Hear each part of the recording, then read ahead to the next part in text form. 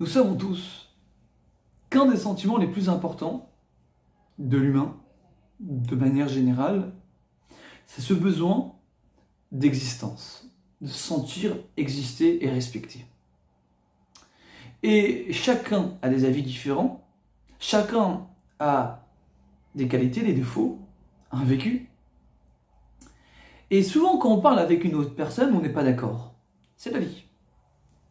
Mais ce qui est étonnant, c'est que parfois, nous ne sommes pas d'accord avec l'autre, et quand on sort de la discussion, on est satisfait et on trouve qu'on a appris beaucoup d'informations, même si on est resté chacun de nos positions, on est resté dans nos avis, mais on a appris de l'autre et on a été très enchanté de la discussion. Mais parfois, bien au contraire, on sort agacé, énervé, avec un regret, un goût amer, et on se dit franchement, j'aurais préféré de ne pas parler. Dans les deux cas, on n'est pas d'accord. Alors pourquoi une fois quand on n'est pas d'accord, cela nous gêne, et une autre fois quand on n'est pas d'accord, cela ne nous gêne pas, voire on est heureux d'avoir parlé, satisfait, et on se dit, partie remise la prochaine fois, je discuterai volontiers, ce sera avec plaisir. Pourquoi ? D'où vient cette différence ? Si on n'est pas d'accord, logiquement, le sentiment aurait été le même, aurait dû être le même, et pour autant, c'est pas le cas. On voit que des fois, on est très énervé, et des fois, très satisfait. Pour comprendre cela, on va comprendre l'histoire de Shaoul HaMelech, le premier roi d'Israël. Shaoul, étant roi, la mission la plus importante qui lui est attribuée, c'est de détruire Amalek, hommes, femmes, enfants, et tout ce qui leur appartient. Shaoul arrive, détruit tout, à l'exception de Agag, le roi, et certains animaux, les plus beaux, les plus gras, pour en faire un sacrifice et faire l'éloge de Dieu. Dieu, en colère, extrêmement énervé, il va voir le prophète de cette époque, Shmuel, et il dit la chose suivante. Nimlarti, je regrette d'avoir couronné Shaoul, et à partir d'aujourd'hui, je veux plus qu'il soit roi, ni lui, ni sa descendance. Je retire la royauté de sa famille. Le prophète vient voir le roi Shaoul et lui dit qu'il a perdu sa royauté. On va essayer de comprendre un petit peu pourquoi est-ce que c'est tellement grave ce que Shaoul a fait. A priori, ce qu'il a fait, c'est très respectable. Au lieu de tuer les plus beaux animaux et le roi de manière simple, telle que Dieu lui a dit, il s'est dit, je vais rajouter une couche. Je vais prendre les plus beaux animaux et je vais faire un sacrifice. Avec des animaux pareils, quelle odeur, quel plaisir cela va créer chez Dieu. Et le roi, au lieu de le tuer n'importe comment, je vais faire comme les règles dans la guerre. Je vais l'amener à Yerushalayim, en Israël, et devant tout le monde, avec la gloire de Dieu, je vais le tuer, pour que tout le monde glorifie le nom de Dieu. Mais pourquoi Dieu est tellement en colère ? La réponse se trouve dans les mots de Shmuel HaNavi. Comment Shmuel s'énerve contre Shaoul ? Il dit la phrase suivante. Iné, n'est-ce pas, Shomea, entendre misevartov, d'un beau sacrifice. Entendre est préférable d'apporter un beau sacrifice à Dieu. Cela veut dire que l'erreur du roi Shaoul, c'était de ne pas avoir écouté ce que Dieu lui a demandé, mais d'avoir donné son grain de sel et avoir mis son avis là où Dieu ne lui a pas demandé. Dieu t'a demandé une chose simple, et uniquement cela tu dois faire. Le roi Shaoul a voulu rajouter ce qui a coûté la chute de la royauté et de lui-même, il a perdu la royauté et de ses propres enfants. Vous savez, des fois, quelqu'un vient nous parler. Il veut juste qu'on entende, juste nous donner son avis, sa perception des choses. Et nous, on est plus compétents, plus âgés, et donc on pense qu'il faut rajouter et l'empêcher de dire ce qu'il a à dire et de raconter nos expériences pour lui permettre de grandir et d'aller de l'avant. Mais ce n'est pas ce qu'il a besoin. Lui a besoin juste de venir dire ce qu'il a à dire, ce qu'il l'agace, ce qu'il connaît, ce qu'il comprend. Et en fait, il a juste besoin de parler. Parfois, on a oublié que l'autre a besoin juste qu'on lui mette les projecteurs dessus, qu'on l'entend. Cela ne veut pas dire qu'on est d'accord. Mais au moment où il est en train de nous dire ce qu'il a à dire, laisse-lui sa place. Sois comme un mur blanc où il peut écrire ce qu'il veut. Il a le droit de donner son point de vue. Il a le droit de donner son avis. Il a le droit de donner ce qu'il a envie de dire. Il est ce qu'il est. Et toi, tu l'empêches d'exister, tu l'empêches de se développer à ce moment-là. Vous savez, des fois, quelqu'un arrive et vient nous parler. Et on dit, je ne suis pas d'accord, mais vas-y, parle.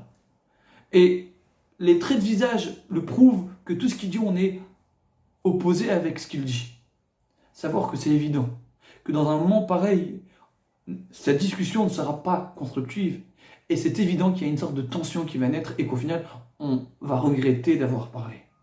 Parce que c'est très important dans la vie, que quand quelqu'un vient nous parler, tu lui donnes sa place, tu lui donnes le respect qu'il a besoin. Tout le monde a besoin que tu laisses parler, et même si tu n'es pas d'accord, pour l'instant, au moment où il parle, tu n'as pas à réfléchir, tu lui laisses dire ce qu'il a à dire. Après, quand il a fini de parler, tu peux rebondir et lui donner ton point de vue. Mais au moment où il veut parler, tu laisses parler. L'histoire continue. On raconte que Shmuel, que David Améler, va devenir le futur roi. Et Shlomo Améler, le roi, va mourir. Son fils, son deuxième fils, va mourir aussi. Et la seule qui va rester, une des seules qui va rester, c'est Michal, la fille de Shaoul. Quand David va ramener le Saint des Saints, le Kodesh HaKodashim, le point central du judaïsme, l'Arche Sainte, où le bâton de Moshe, les tables de la loi, la manne était présente à l'intérieur, David va se réjouir, va être heureux, va être en extase, et il va danser comme un enfant, il va faire des galipettes par terre, et il ne va pas faire attention au regard de ceux qui étaient ni à droite ni à gauche. Il y avait ses serviteurs, ses servantes qui étaient là, il y avait ses ministres, ses princes, tous les gens importants, dignitaires étaient là bien sûr pour accueillir Dieu et l'Arche Sainte. Et Michal bat Shaoul, elle regarde sa femme, elle le regarde avec un ton méprisant. Et quand tout cela se termine, David rentre à la maison et elle lui dit d'un ton méprisant, « Mais comment? Tu es un roi et tu t'es comporté comme un enfant qui fait des cabrioles, qui danse. Mais respecte-toi, c'est quoi ce comportement ?» Et David va lui dire une phrase très très très dure.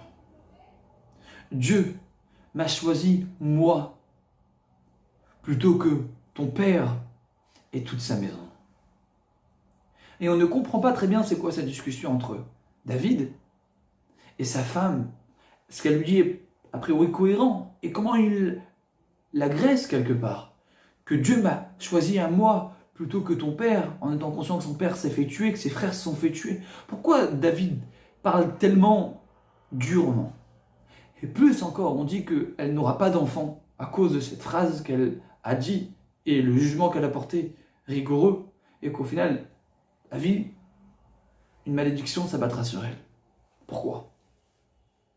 Et c'est quoi cette réponse que Dieu m'a choisi à moi, plus que ton père? Pourquoi on a l'impression qu'il manque de respect à son père? On ne parle pas des parents, on sait très bien que dans le couple que une des raisons des bagarres, c'est à cause qu'on parle des parents de l'autre. Surtout qu'on parle d'un tzaddik comme David. La réponse est simple. David lui dit, tu sais pourquoi ton père a été déchu de ses fonctions? Tu sais pourquoi Dieu n'a pas voulu le choisir à lui, mais plus à moi? C'est très simple. c'est parce que moi, je me considère comme un ver de terre. Kherpat Adam, comme le reste de l'homme, ou Bazoui Am est méprisant. Et il dit, moi, devant Dieu, devant la grandeur spirituelle, je ne suis rien. Et je ne suis qu'un vecteur. Voilà pourquoi Dieu m'a choisi. Ton père, il mettait toujours son grain de sel dans ce que Dieu lui disait. C'était un juste, c'était un grand, sans doute plus charismatique que moi, sans doute plus intelligent que moi. Mais moi, ma force, c'est cette capacité d'humilité, d'inexistence. Voilà pourquoi Dieu m'a choisi. Et si il fallait de me ridiculiser davantage, ça aurait été pour moi un grand honneur. Face à Dieu, j'ai pas d'honneur. Et de cette phrase-là, combien nous on peut tirer d'informations? Quand quelqu'un vient nous parler, avant tout et essentiellement, ce qu'il cherche à nous dire, c'est « j'existe ». Et les mots dits sont que la dimension technique, c'est que 10%. Les 90% sont émotionnels. Sont en fait non pas dits, mais ressentis. Quand quelqu'un te parle, si tu regardes ton téléphone, tu regardes le mur d'en face, et tu fais autre chose, ou tu dis « je suis pas d'accord avec toi, mais vas-y, continue », c'est sûr que tu ne lui donnes pas la place qu'il a besoin. Et donc c'est sûr qu'une frustration va naître. Surtout aujourd'hui avec la technologie, tout va vite et on pense qu'il faut aller vite. Pas du tout. Il faut être capable d'être soumis, de savoir donner place à l'autre, d'arrêter de penser à ce que je pense, à ce que je ressens, à ce que moi je suis. Non, c'est son moment à lui. C'est ce qu'il a besoin, c'est ce qu'il attend. Et moi, c'est pas mon moment à moi. Malheureusement, aujourd'hui, les gens ne savent pas ne pas exister. Ils ont toujours besoin de ramener leurs idées. Et même quand tu ne dis rien, mais dans tes yeux, dans ta manière dont tu fais tes traits de visage, ça se ressent si tu es avec ou tu n'es pas avec. Vous savez, aujourd'hui, les gens payent cher pour aller voir des psychologues juste pour être entendus, pour être écoutés, pour que celui qui est en face m'écoute vraiment. Ça coûte de l'argent aujourd'hui, malheureusement. On doit nous réaliser que quand quelqu'un vient nous parler, avant tout, on doit effacer nous-mêmes et laisser place à l'autre. Et si on n'est pas d'accord, on peut montrer nos désaccords uniquement que l'autre nous a parlé. Le Pirkei Avot, il dit, quand deux personnes parlent, Veyesh benehem divrei Torah, et il y a entre eux des paroles de Torah. Pourquoi tu dis entre eux des paroles de Torah? Dis Talmud Torah, ils sont en train d'étudier la Torah, pourquoi entre eux? C'est parce que Dieu aime l'étude de la Torah que quand l'autre est écouté. Et moi aussi je parle. Une des plus grandes difficultés de la vie, c'est de savoir écouter, savoir respecter, savoir faire en sorte d'être un outil dans lequel l'autre peut écrire chez moi et il peut me donner mon avis. Et donc maintenant je donne la réponse qui était simple. Quand on discute, mais que chacun donne son point de vue, et que chacun se sent respecté, alors on sort de cette discussion heureux et satisfait. Mais quand on discute, et on n'est pas d'accord, mais on empêche l'autre de s'exprimer, on empêche le respect, on a tous besoin d'exister, et en fait c'est ça qui est nécessaire, on a tous besoin, on a tous des émotions, et c'est ça qui est très souvent important, et qui est souvent pas assez écouté. L'autre, il veut des fois, ce qu'il te dit, c'est pas ce qui est important, c'est ce qu'il ressent qui est important. Et que toi, tu n'as pas pris le temps de comprendre, non pas ce qu'il te dit, mais ce qu'il ressent. Et c'est comme ça qu'on arrive à construire un dialogue fort. Et je peux vous dire que parler est difficile, mais écouter l'est davantage. Et c'est avec ça qu'on peut évoluer dans notre quotidien. On raconte avec Rav Meir Shapira, qui est venu faire un cours en Amérique pour la yeshiva de Lublin, une très grande yeshiva. Et pendant le cours, il voit un enfant qui fait, soi-disant, qui comprend. Et à la fin, il va le voir, et avec sa horde, et il lui demande, dis-moi, t'as compris ce que j'ai dit? Tu peux répéter? Il fait, non, j'ai pas tout compris. Mais il y a une chose que j'ai compris, c'est que le rav veut de l'argent. Et Ramir Shapira, il regarde les personnes qui l'entouraient, il dit, il a compris le message que je voulais informer. C'est-à-dire que dans la vie, des fois, il y a ce qu'on dit, mais qui est technique, et il y a ce qu'on veut dire, qui est émotionnel et qui est en réalité la vraie raison de notre dialogue. Et si on est capable, non pas d'entendre ce qu'on dit, mais ce que la personne veut dire, alors beaucoup de bagarres ne sera pas.